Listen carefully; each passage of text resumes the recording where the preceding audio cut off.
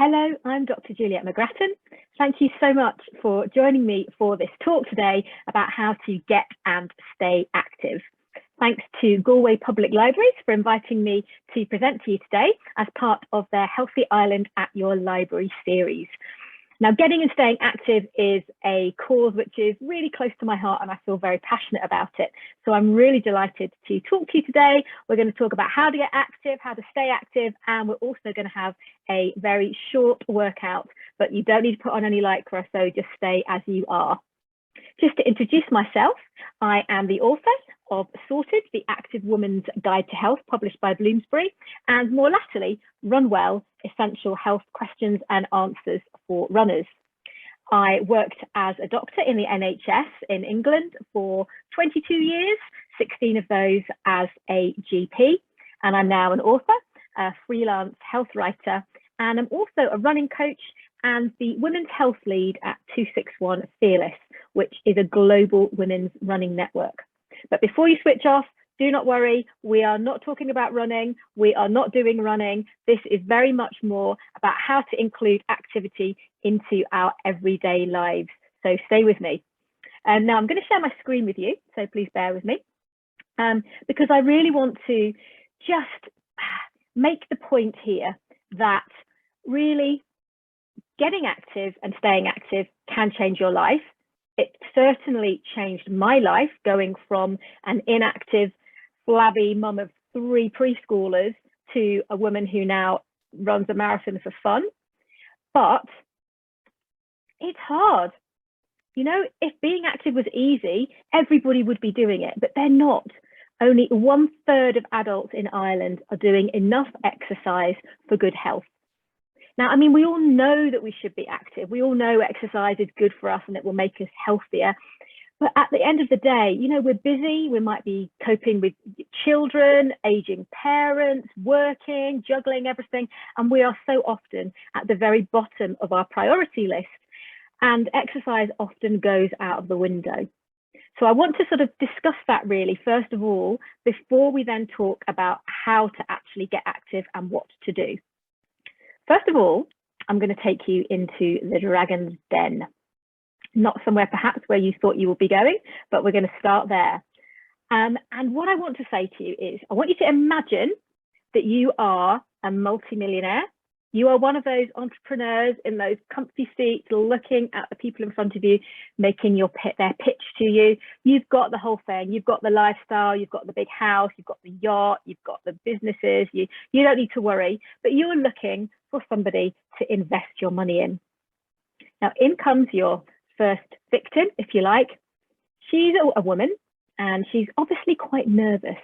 And she stands up in front of you and she says, yeah, I'm really nervous, but I really want to be here. I've got this really amazing idea, but I just can't seem to get it going. I keep trying, but I don't have the expertise, and I really need the help of a dragon to launch my product and help me. So immediately you kind of take a liking to this woman. She's honest, she's quite warm, she's, yeah, you just see something in her and think, okay, well, so as she goes on and as she talks, you realise that to get to the point she's at has been quite difficult. She's had lots of setbacks. She's tried lots of different things. She's gained a lot of experience along the way. And you're maybe seeing something in her that she's not seeing in herself as she stands there, wringing her hands, looking very nervous. You can really see that actually, with the right help, with the right advice, maybe with the input of some money as well, and the experience that you've got, that you could help her and that her product would actually be really successful and that she could fly. The other dragons don't seem so sure, and when they question her one by one, they all give those dreaded words, you know, I'm out. But it comes to you and you say to her, listen, I can see that you've worked really hard to get to where you are. But what you need to realize is those times when things haven't gone your way, they're not failures. They're something that gives you experience that you can learn from, and they're actually what is helping to get you to this point. Now, I know and I can see something in you that you don't see in yourself, and I want to help you. I want to encourage you, support you. If I can't help with something, I know somebody else that can, but I believe in you. and I am going to invest fully, and you are going to succeed and your product is going to fly. So what is that product? Well, actually, it's irrelevant what the product is. The point that I'm making is, what if that woman standing in front of you was you? So often we don't see ourselves as valuable, as having potential, and we don't prioritize ourselves. Often we need to invest in ourselves. And if we want to make a change, and bringing activity into your life is a big change, we have to invest in ourselves. We have to see ourselves as worthy, and we have to be prepared to put in some time and some effort, and to give that time and effort to ourselves because we deserve it. So no more putting ourselves at the bottom of the priority list. We need to make sure that we put our time for investing in ourselves in Sharpie, thick black Sharpie in the diary, so it doesn't end up just getting rubbed out or crossed out. And I really think that if we can take that attitude, it can really help us to change, because change is very hard to do. I don't know how many of you have made New Year's resolutions, and then by February, they've all gone. You know, it's so hard, but it's really important to understand that investing in yourself today will give you a brighter and healthier tomorrow. Investing in yourself today will give you a brighter and healthier tomorrow. We need to make time for exercise, for being active. It's not an indulgence, it's a necessity, because if we can look after ourselves, then we can give to all the people around us that need us, that demand our time from us, that want support and encouragement from us. So what is it about exercise? Why is it worth investing in exercise? Well, let's have a little look at the benefits. What can exercise give you? Look at that big yellow circle in the middle, first of all, a reduced risk of disease. I'm going to talk about this a bit later, but we all know that exercise will make us healthier. It will lower our blood pressure. It will make us less likely to develop heart disease or type 2 diabetes. But have a look at some of these other benefits here. Some of them may be obvious, some of you maybe haven't thought of. Exercise has an amazing power to give you self-confidence and self-belief. You set yourself a challenge, you rise to the challenge, you meet it, you can then take that empowerment into other areas of your life. It has amazing effects on your brain. It helps you to think clearly, to concentrate, to get ideas. It gives you energy. It helps your sleep. It brings you friends.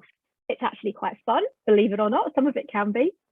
It can give you a way to get from A to B, a form of transport. It can bring you opportunities. It can help you manage your weight if you need help with that. And it can also just bring you peace, calmness, away from the busy, crazy world that we live in. Now, the reason why I ask you to sort of look at this list is to just think, you know, very often when we're spoken to about physical activity, it is very much because it will be good for our health in terms of reducing our risk of disease. But you know what? On a wet Saturday morning, knowing that it might reduce my blood pressure by a couple of millimeters of mercury is not going to be enough to get me out of bed, because I'll think, well, I can do that tomorrow. But knowing that it's going to give me energy, that I'm going to meet my friends, that I'm going to have fun, can really be a great motivator. So I want you to have a little think, really, about what exercise can bring you. What can exercise give you? I want you to ask yourself why, because you want to set yourself up to succeed. And to do this, you really need to have a deep understanding of what this change means to you. So some of the questions that you could ask yourself: what would be better if you made this change? Why do you want to make the change? What is it that you're on that list that you're looking for? Is it to help your mental health? Is it so you can run around with your children, or you'll be there for your grandchildren? Is it so that you can get up and down the stairs at work without feeling out of breath? Is it because you want to be independent when you're older? Is it because you want to spend time with friends? Is it because you want to reduce your risk of a disease that runs in your family, perhaps? Really nailing it down and thinking, what are you going to gain from making the change? But equally, what will your life be like in 3 years if you don't make the change? And I suggest you actually write these things down and have a little list, because these are the kind of things that are going to get you out of that bed in the rain. These are the kind of things that are going to make you go out and take some exercise when you don't necessarily feel like it, even though you know you're going to feel better after you've done it. It's your little personal motivating tool.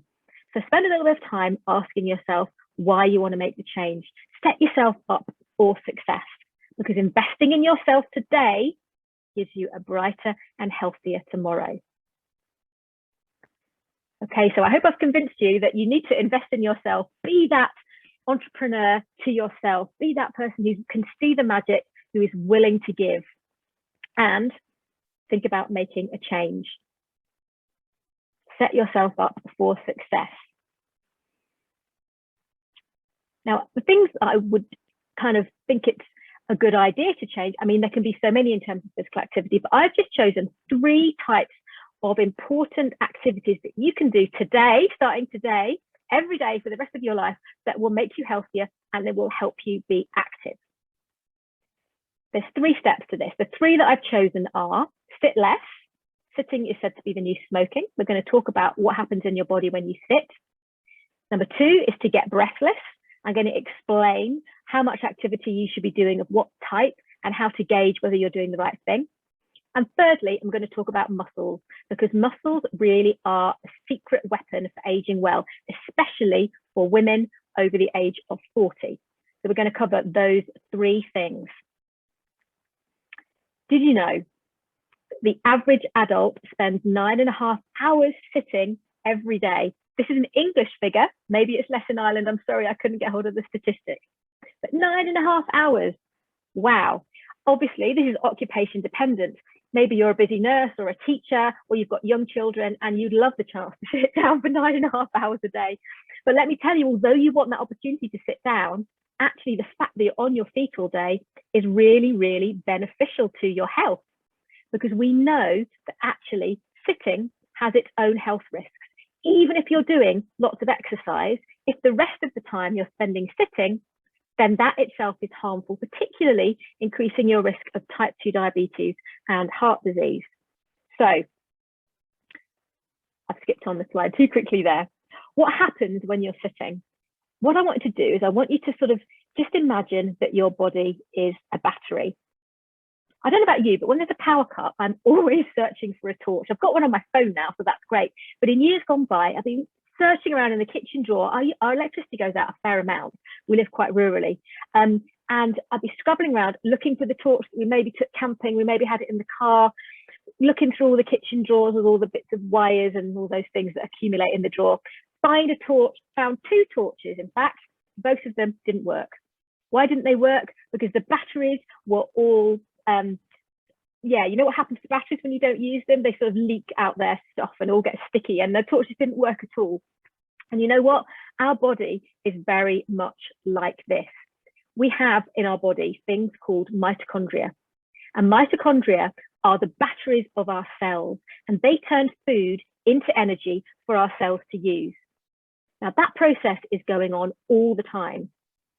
Even when we're sitting down, our body is creating energy. And if we don't use that energy, then it damages the cells in the body.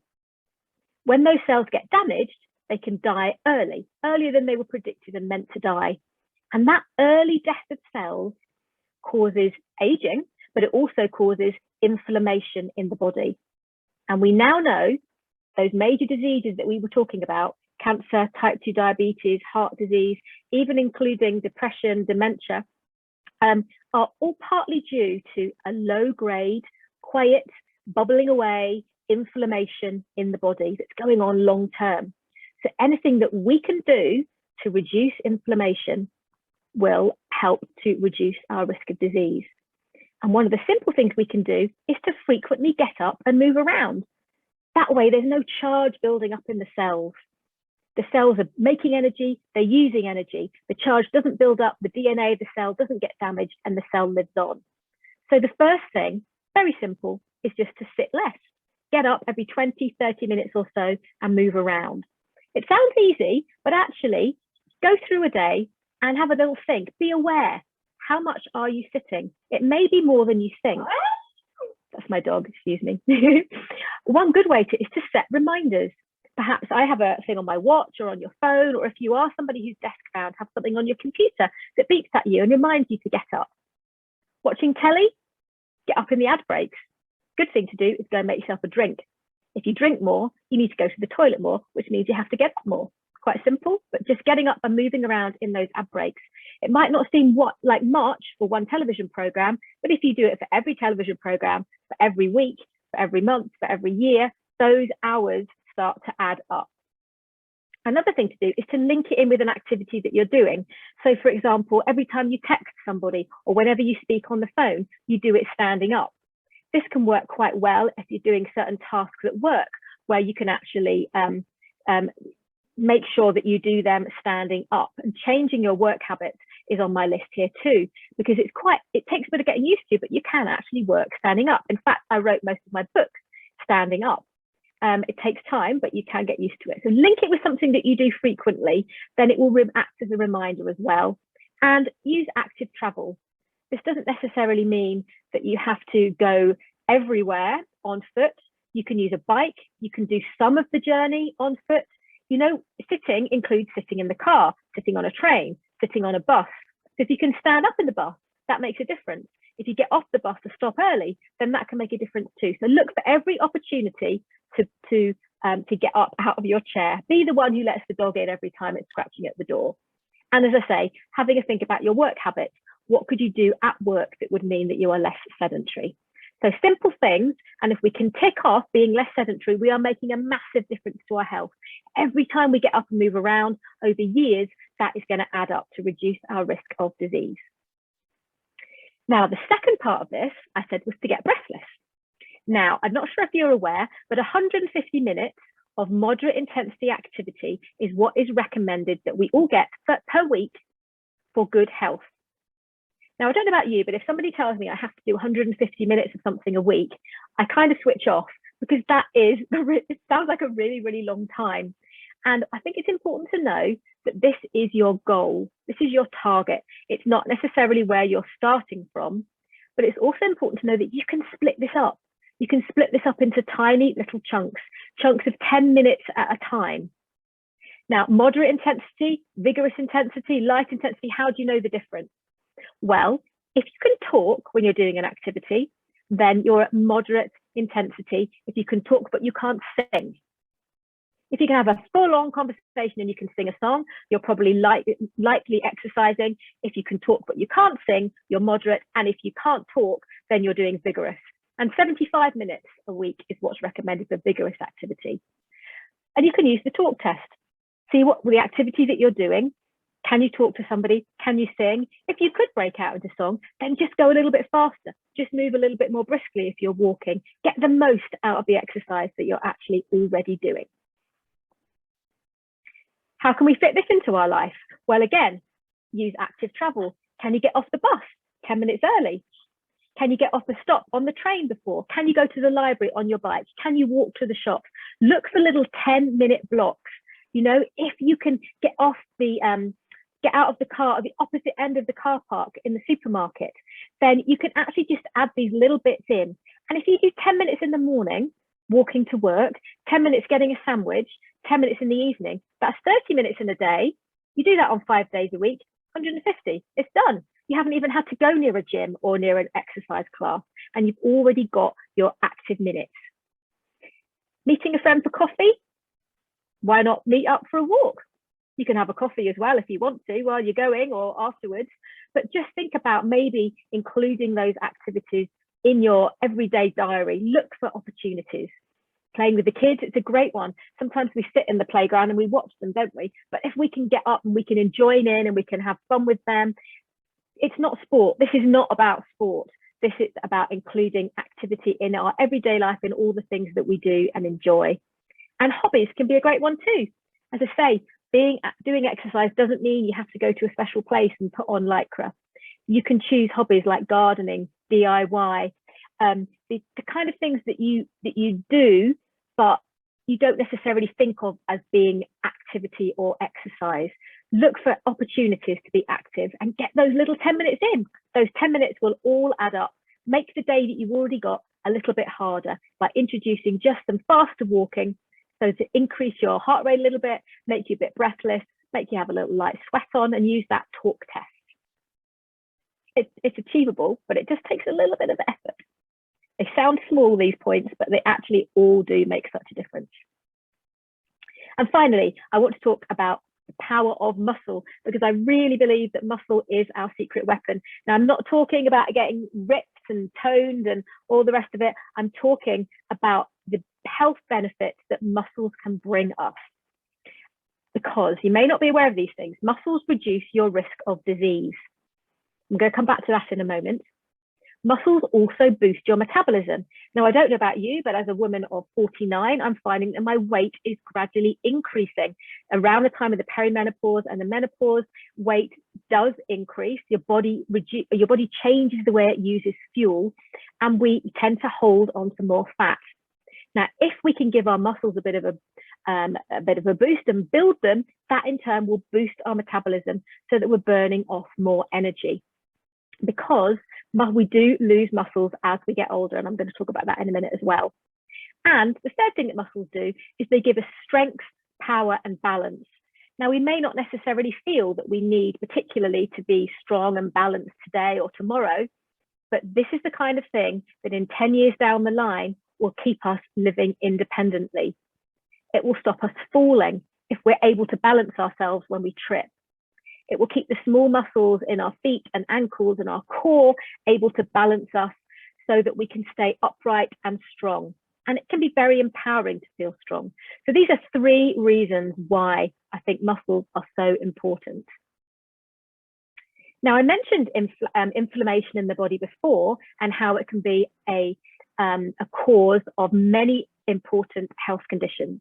But how does physical activity actually work in the body? It works as an anti-inflammatory. When we increase the amount of physical activity we do, one of the things that happens is we use our muscles, and when we use our muscles, they release myokines. And myokines are little chemicals that fly around in our body, and they are anti-inflammatory. They reduce the inflammation in our body. So simply by being active, using our muscles, getting a dose of anti-inflammatories, we are reducing our risk of disease. That's why muscles are so important, because we need them to produce these myokines and keep us healthy. And that becomes more important as we get older and our muscles are declining. Over the age of 50, we can lose about 1% of our muscle mass every year. We become at risk of a condition called sarcopenia, which is low muscle mass. That may not be something that you've heard of. You've probably heard of osteoporosis, which is low bone mass. And this is a really important thing, because as we get older, again, our bone mass is decreasing and we become at risk of bone fractures from low bone density conditions like osteoporosis. And exercise can really help with that. We used to think that just impact activities were what strengthen bones, but we now know that actually muscle strengthening exercises help too, because muscles attach to bones via tendons. And when you use a muscle, the tendon tugs on the bone and it stimulates the bone to strengthen it. So here's another reason why muscle strengthening activities are really important for us. Don't worry though, we don't all have to go and join a gym. Here are some things that you can do. I've kind of divided these into 2, specific and opportunistic. So if we look at the specific ones, first of all, this is particularly things like going to a strength class, using an online video with exercises, getting a personal trainer. If you can do that, great. Really good to have somebody explaining good form and good technique to you, because this is really important when you're building muscles. Using home weights. You can use your body weight. Simple things like press ups against a wall. Adding your own body weight as resistance is enough. And you can use resistance bands as well. I meant to have one here to show you, but you know, those stretchy bands that you can put around your legs, you can put them around your arms, and all sorts of things you can do with them. Lots of information online about how to use them as well. And all those things will help. And it's suggested that twice a week we spend there's no specific time, but around 15, 20 minutes working on strengthening our muscles. And you can do that in a specific session, but you can also do it opportunistically. I give you permission to shop a lot, get really heavy shopping bags, because that is a great muscle workout. If you've parked your car at the other end of the supermarket car park, so you can get your 10 minutes of walking in, do it with heavy weights in your arms too. Stair climbing, don't take the lift. Never take the escalator. Always take the stairs. At work, at home, at the shopping centre. Stair climbing is great for building muscle strength. DIY. Take on those projects. Don't necessarily let somebody else do all the heavy lifting. Do what you can yourself. Start small, build up gradually. Don't be afraid of heavy weights. You'll get there if you take it up slowly. Don't be afraid you're not going to become massive and bulky. This is something which often puts women off exercising for their muscles. Gardening, brilliant. Really good way. Get digging in that garden. And I've put time fillers on there. What I mean by this is just doing some simple exercises like squats, like lunges, like press ups against the wall while you're waiting for the kettle to boil, while you're watching a program on television, when you've got 10 minutes before somebody's about to arrive. You can fill these little things in your day, here and there, whenever you can, and it's enough. You do not have to suddenly start exercising 1 to 2 hours a day. What I hope you might find is that actually, as you start to do these things, you begin to feel more confident, you begin to have more pleasure from it, and you do then start to do more and more exercise. It's kind of like an upward spiral. So here's a little recap on what we've covered today. Please invest in yourself. You deserve it. Have a little think about what it means to you to change, what the benefits are for you. Write them down and keep them in your mind and read them every day. Sit less, get up, just move around, build in some good habits, be aware of how much you're sitting. Get breathless. Look for those opportunities where you can increase your walking pace, where you can raise your heart rate and your breathing rate just a little bit. Put them in little 10-minute bursts, and before you know it, you'll be up to 150 minutes a week. And finally, build muscle. It really is the key to healthy aging, especially as women get older, and our key to an independent future. Just wanted to mention my book, because I know that I've made that maybe sound very easy, but there are often lots of health barriers that get in the way. So when I wrote Sorted, I really wanted to address those with my GP hat on. So it talks about periods, piles, pelvic floors, menopause, but also things like motivation, feeling tired all the time, some medical conditions, the things that make it difficult for you. So I really hope this might be a useful resource for you. I'm going to stop sharing my screen. So I hope that has been really helpful to you, but I don't want to stop there, because I want to say, why don't we just do a few exercises now? Now we're kind of souped up, ready to go, all motivated. Let's do something now. Let's get a few minutes of exercise in. Don't need to change. I'm going to move to the other side of my living room. Put my laptop up over here. There we go. So hopefully you can see me okay. And I'm just literally going to take my slippers off. I'm going to take you through just 5–10 minutes of some simple exercises that you can do. Let's get ourselves moving. So the first thing is we're going to mobilize our joints. So we're going to start by just twisting our wrists in one direction and in the other direction. Then we're going to go on and we're going to move our shoulders, nice big circles, get rid of all that tension, going backwards, and then we're going to bring them forwards as well.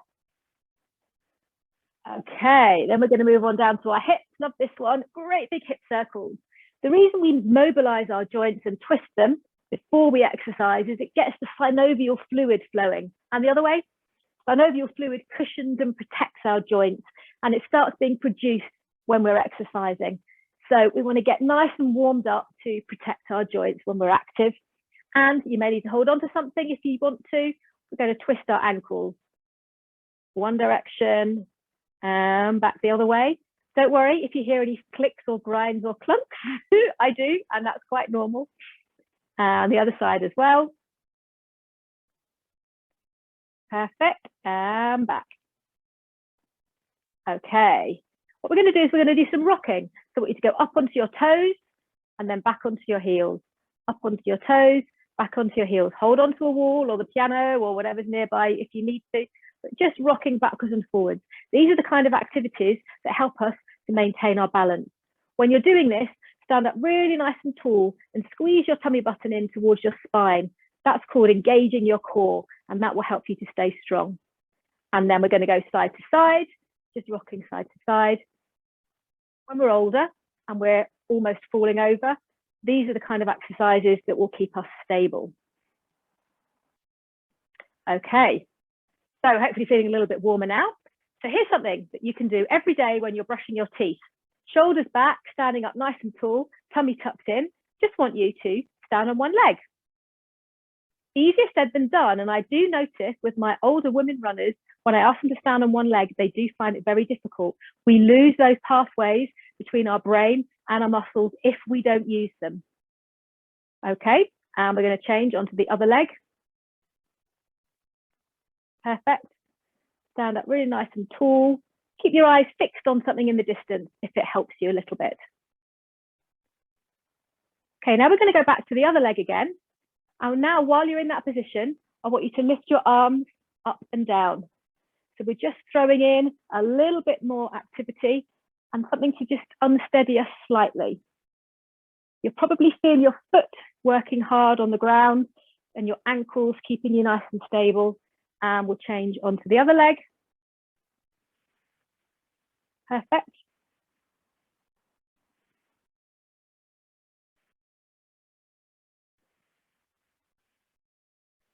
Great, now back to the first leg again. This time, hold on to something please, so you don't fall over. What I want you to do is to just close your eyes and see what happens. See how much harder it is to balance when you've got your eyes closed. Can you feel your foot muscles working really hard to keep you upright? Okay, and open your eyes, change to the other leg, close your eyes again. Don't worry if you can't do this. This is something that you can practice. So stand on one leg, whoosh, she says, balance, unbalance. Stand on one leg while you're brushing your teeth every night, and gradually things will get easier. Okay, now I want you to imagine that you're walking on a tightrope. You've got one foot directly in front of the other. Again, standing up nice and tall. Now, if I turn sideways, you can see. Now, in that position, what I want you to do is to turn around to the side. So you're twisting round, and you'll really feel, again, your balance and coordination really coming into play here. And it also is warming up your spine a little bit as well, getting a nice twist. Okay, change to the other foot in front, because you never know which way you're going to fall.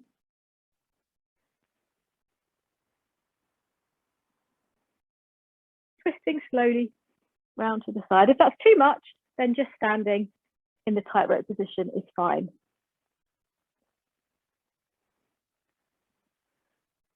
The other thing you can do with all these activities is you can do them with some weights. You can either use little hand weights, you can use a couple of tins of beans from the kitchen, and when you add the weights in, you'll be increasing the work that your muscles are doing and making things a little bit harder for yourself. Okay, we're going to get things moving a little bit. We're just going to march on spot, and intermittently, I'm going to shout fast. And when I shout fast, all I want you to do is to increase your pace. Now, according to your ability, that might just be a little fast walk like this. If you're feeling fitter, then it might be a really, really fast walk using your arms, or you can full on sprint on the spot if you're up for it. Okay, so just taking it to a march. I'll tell you when to start and when to stop the fast bit. Don't forget to hold your core up nice and strong and use your arms to help you. Swing them nice and big. Okay, ready, fast, on the spot, lots of little steps. Fast, fast, fast, fast, fast, fast. 2, 1, and back to a march again. Are we ready? Fast. Off we go. Keep going. 3, 2, 1. Back to a march again. Don't know about you, but my breathing rate is starting to increase a little bit now, so I know I'm starting to get health benefits from this exercise. Ready, go. Fast. Fast. 3, 2, 1. Back to a march again. When you first start doing it and you get that sensation of being out of breath and your heart racing, it can feel uncomfortable and it can actually feel a bit disconcerting, but try not to worry about it. It does get better. And one more. Ready, go. Fast, fast. Fast. Keep going. Keep going. 3, 2, 1. Back to a march again. Okay, right. What we're going to do now is we're just going to play a little game. And I'm going to explain it to you first of all, and then you can join in. So while I'm explaining it, perhaps just keep marching so that you don't get cold. I have a dice. I'm going to shake the dice. If the dice lands on the number 1, then we're going to do high knees.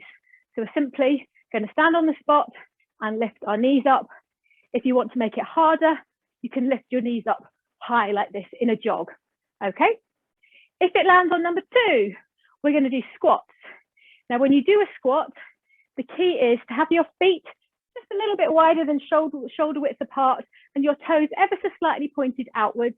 And then what I want you to do is imagine you're in a public toilet and you've got to sit on the toilet, but you don't want to touch it because you don't want to get any kind of diseases. So what you'll do is you'll keep your chest nice and upright and you'll sit back with your weight on your heels until you get to the point where you really can't go much lower. Then you squeeze your butt cheeks together and pull yourself right back up. Okay, and that is how you do a proper squat. Body nice and upright, sitting right back onto that toilet and squeezing up. If you want to, if you feel unsteady, a good way to do it is to have a chair behind you so that if you were to fall backwards, you have something behind you. It just helps you to get the position right and also to have the confidence. So if it's number 2, then we're doing squats. Number 3, we're going to do arm circles, nice and easy. You can choose backwards or forwards. If it's number 4, we're going to do a sideways gallop. It's important to do movements in all directions. So I will probably disappear off the screen, maybe not, and then we'll go back in that direction. Number 4 is a side gallop. Number 5 is a star jump. You can do full star jumps like this. If you want to do low impact, no problem. You can do them like this. Okay, and number 6 is going to be a balance. So we can either just balance on one leg like this. If you want to, we can do like a little tree pose, or I could think of it like a flamingo. Or again, if you want to, you can stretch your leg out behind to any level that you feel comfortable in sort of an eagle position. Okay, I will shout them out as we go. Do not worry. Here's the dice. I promise that I will say what is on the dice and I won't just make it up. Okay, here we go. We have number 5, which is star jumps. Okay, let's go for it. So as I say, high impact, or if you choose low impact, no problem. Whatever feels most comfortable for you. Okay, you keep going and I'm going to shake the dice and tell you what the next one is. Okay, it is number 4, which is side gallop. So off we go. You can do a side step if you don't want to have the impact. Off we go. Things you can do in your living room. That's great. Okay, you keep going. I'm going to shake the dice. And we are on number 5. So we're back to star jumps, I'm afraid. Off we go.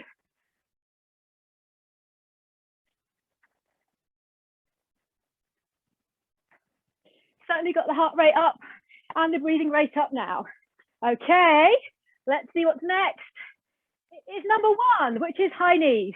So you can bring your elbow right to your knee. You can just lift your knee up a little bit further, whatever you can manage. Or as I say, you can go full on jogging if you're feeling like you really want to go for it. Whatever's right for you. Few high knees. Brilliant. Keep going. And we have now got number 3, arm circles. Lovely. Almost a breather. Let's do a few backwards and then let's turn it around. Do a few forwards. Okay, what have we got now? Number 1 again. So we're back to high knees. Stay with me, we're nearly finished.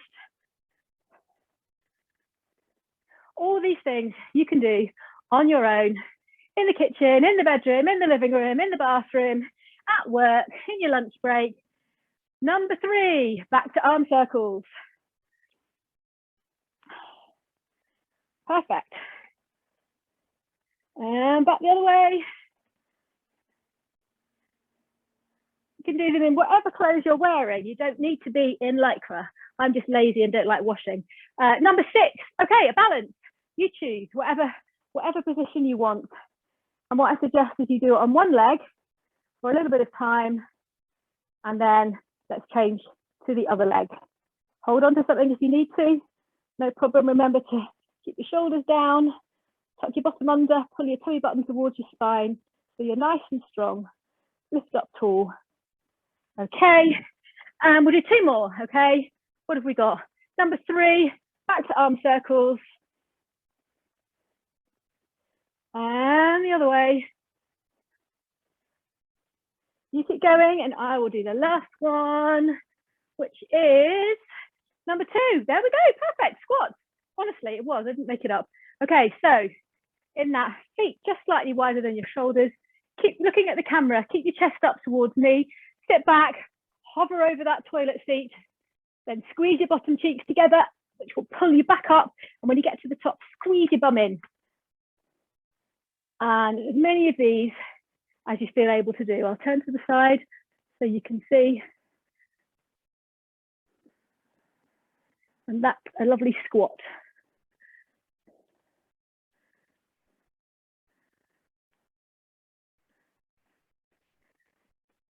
A few more.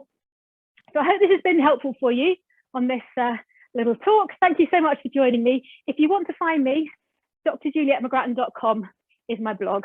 And I've got all my social media handles and things on there. Please come and say hello. Please say you met me at the library and let me know what you thought of the talk. I'd love to hear from you. Thank you so much, everybody. Well done.